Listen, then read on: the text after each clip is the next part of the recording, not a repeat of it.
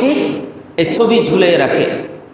নবীজি সাল্লাল্লাহু আলাইহি সাল্লাম বলেন, লা তাদখুলুল মালাইকাতা বাইতুন ফীহি কালবুন আও তাসাবির।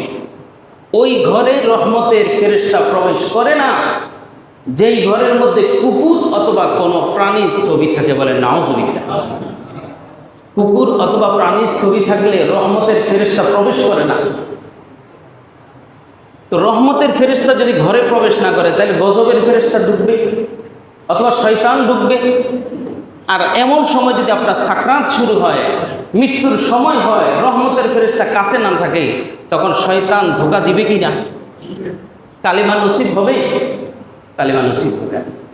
এই জন্য সাবধান, ঘরের মধ্যে কোনো ছবি ঝুলানো যাবে না।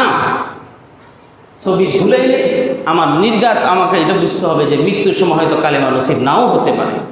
আল্লাহ পাক আমাদেরকে হেফাজত করে না। আমিন।